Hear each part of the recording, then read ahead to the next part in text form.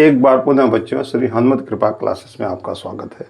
बच्चों आज कक्षा 9 गणित संख्या पद्धति प्रश्नावली 1.4 का क्वेश्चन नंबर 3, 4, 5 आपको बताने का प्रयास करेंगे सरल और स्पष्ट भाषा में। अब चलते हैं अपने सवाल पे। आपको याद होगा कि पाई को एक वृत्त की परिधि मान लीजिए सी और उसके व्यास मान लीजिए डी के अनुपात से परिभाषित किया जाता है, अर्थात पाई बराबर सी बाई डी। यह इस तथ्य का अंतर्विरोध करता हुआ प्रतीत होता है। इस अंतर्विरोध का निराकरण आप किस प्रकार करेंगे? देखिए, इसका निराकरण आप किस प्रकार करेंगे देख लीजिए। इसका निराकरण अब इनके कहने का मतलब है कि पाई सी बाई डी पाई अपरिमेय संख्या है और आप कह रहे हैं कि सी बाई डी यहाँ वृत्त की परिधि बटे व्यास लिखा गया है, इसलिए यहाँ क्या प्रतीत हो रहा है? परिमेय संख्या। हम आपको बताते हैं। देखिए, एक वृत्त ले लिया, इसका केंद्र O हो गया,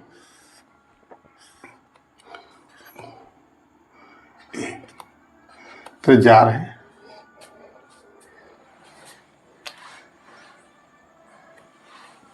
अब यहां देखिए दिया है, क्या दिया है आपका? पाई बराबर सी बाई डी के। यहां देख लीजिए सी क्या है? वृत्त की परिधि। परिधि क्या होती है? 2 पाई आर। डी क्या होता है? डी और व्यास, त्रिज्या का दूना व्यास होता, व्यास का आधा त्रिज्या होती। इसमें आर से आर कट गया, 2 से 2 कट गया, पाई हो गया। पाई क्या है? अपरिमेय संख्या। इसका मान क्या होता है? निकटतम 3.14। इसका भी दशमलव प्रसार अनौसानी अनावर्ती होता है, लेकिन हम यहाँ क्या करते हैं? पाई का मान 3/4 निकटतम मान लेते हैं। निकटतम मान है, एक्यूरेट मान नहीं है जो आप यहाँ कर रहे हैं पाई सी बाई डी। अब यहाँ देख लीजिए, अब एक और यहाँ माना d बराबर 1.124603298 इस तरह से है ना। अब यहां देखिए पाई बराबर क्या हो जाएगा? सी बाई डी। डी सी क्या है? सी मान लीजिए। यहाँ क्या है? 1.124032989 93298 इस तरह है। अब ऊपर क्या है? परिमेय संख्या है। परिमेय संख्या। और नीचे क्या है? इसका दशमलव प्रसार अनौसानी अनावृत्ति का है। इसका क्या हो जाएगा? अपरिमेय संख्या। भाई जब एक परिमेय संख्या बटे अपरिमेय संख्या, तो यहाँ पाई क्या हो जाएगा? जब परिमेय संख्या में अपरिमेय संख्या से भाग दिया जाता है तो भागफल भी क्या आता है? अपरिमेय संख्या आता। अपरिमेय संख्या होता है। इसलिए यहाँ भले पाई बराबर सी बाई डी दिया गया है, लेकिन पाई एक अपरिमेय संख्या है और यहाँ इसका कोई अंतर्विरोध नहीं है, सिर्फ एक प्रतीत है कि यहाँ पाई बराबर सी बाई डी। प्रश्न संख्या 4। संख्या रेखा पर √9/3 को निरूपित कीजिए। देखिए यहाँ एक हम आपको उदाहरण बता रहे हैं। अब यहाँ कह रहे हैं, हम एक उदाहरण बता रहे हैं आपको। √x को संख्या रेखा पर निरूपण। क्या है? रूट x को संख्या रेखा पर निरूपण। देखिए इसको कैसे निरूपण किया जाता है। रूट एक्स है, यहाँ रूट 9.3 है, बस अंतर है, यहाँ मान दिया गया वहाँ मान दिया। सर्वप्रथम हम क्या करेंगे, ए बी, ए और बी क्या करेंगे,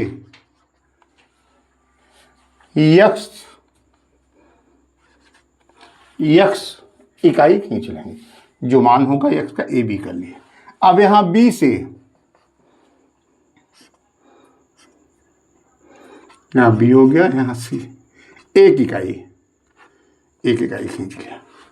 अब ए और सी का अर्थ क्या होगा, हम मान लीजिए ये हो रहा है, यहां ये ओ बिंदु हो गया आपका।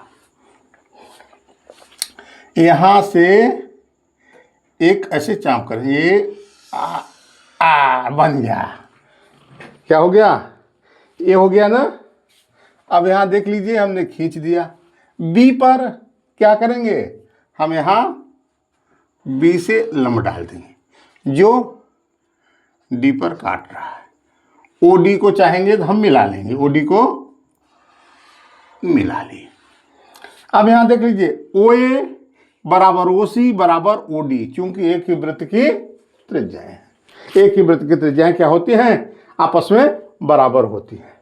अब हम बी डी, ये आपका रूट एक्स हो जाएगा, लेकिन अभी संख्या रेखा पर नहीं है, संख्या रेखा आपका यहाँ है, इस तरफ माइनस है, इस तरफ प्लस है साहब, संख्या रेखा पर धनात्मक ऋणात्मक। यहाँ देख लीजिए, अब यहाँ क्या करेंगे, इसके बराबर नाप करके यहां से ऐसे काट लेंगे, ये बिंदु हो गया A B C D E. ऐसे जब इसको हम बिंदुदार वर्ण काटते हैं तो यहां क्या हो जाएगा, ओ ई बराबर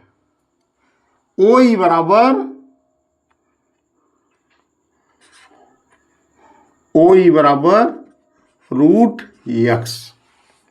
यही संख्या रेखा पर इस तरह से क्या करते हैं, प्रदर्शित करते हैं। इसको हम पाइथागोरस प्रमेय में कापी पर अलग से लगा करके पेन से और आपको बताएंगे कैसे इसको पूरा इसको सिद्ध कर देंगे।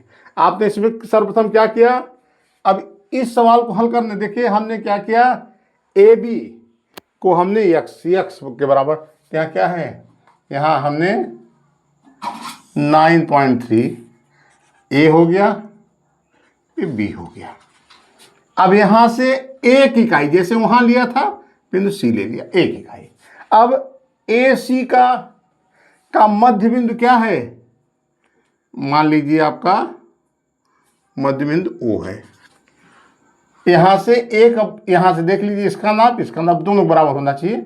यहां से क्या कर दिया हमने, एक वृत्त खींच लिया, अर्धवृत्त।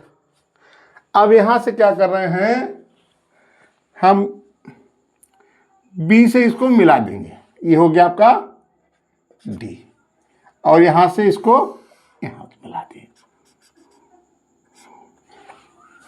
ये हो गया रूट ई। रूट क्या हुआ, रूट 9.3। लेकिन अभी संख्या रेखा पर नहीं है, इधर माइनस होता है, इधर प्लस होता है। हमने क्या किया, यहाँ से इसे इसको बढ़ा दिया और यहाँ से इसे इसको काट लिया। यहाँ लिख दिया बी डी ई। ओ ई बराबर क्या होगा, रूट 9.3। हम इसको पाइथागोरस प्रमेय से भी सिद्ध कर सकते हैं। अब यहाँ एक चीज ध्यान दीजिए, यहाँ जैसे ये थोड़ा बड़ा हो गया, यहाँ छोटा है, हाथ से बना रहे हैं, ब्लैक बोर्ड बना रहे हैं, इसलिए यहाँ नहीं बन रहा है, कॉपी पर बिल्कुल एक्यूरेट आएगा। तो इस तरह से किसी रूट और उसके अंदर कोई भी संख्या रहे, कैसे संख्या रेखा पर निरूपित किया जाता है। सर्वप्रथम हम क्या करते हैं, उसके बराबर जो करनी में उसके बराबर एक रेखा खींच लिया। अब बी से एक इकाई का यहाँ विस्तार कर दिया, एसी का अर्धक करके एक वृत्त हमने यहाँ से आधे से अधिक यहाँ काटेगा, फिर वही मिला करके इसे जहाँ मिलेगा वो मध्यबिंदु हो जाएगा। उसके बाद इसको कर लिया ओ बी डी बराबर क्या होगा 9.3। इसी तरह संख्या रेखा पर प्रदर्शित होता है। अगला सवाल देखिए, प्रश्न संख्या 5, निम्नलिखित में हरों का परिमेयकरण कीजिए। परिमेयकरण मतलब जो आपका हर अपरिमेय है उसको परिमेय बना दीजिए। पहला सवाल है 1/√7, इस टाइप के सवाल क्या करते हैं, हम √1/√7 को ऊपर नीचे गुणा कर देते हैं। क्योंकि √7 होगा तो ये हो जाएगा √7/7। यही आपका आंसर हो गया। हर का परिमेयकरण कीजिए, हर में करणी को हटा दीजिए। दूसरा सवाल क्या है, 1/√7 -√6। अब इसमें क्या करेंगे, देखिए 2 है, यहाँ माइनस जो है प्लस, यहाँ प्लस करके ऊपर नीचे गुणा कर दीजिए, और माइनस है तो प्लस, प्लस है तो माइनस। यहाँ 1 × √7 + √6 बटे √7 माइनस √6 √7 + √6। ये क्या हो जाएगा आपका, 1 में किसी भी संख्या गुणा होता है वही चीज आती है, और ये हो जाएगा √7 का वर्ग माइनस √6 का वर्ग। ये क्या हो जाएगा आपका हो जाएगा 7 √7 + √6 बटे √7 का वर्ग करेंगे 7 आएगा, 7 - 6 √7 + √6 बटे 1।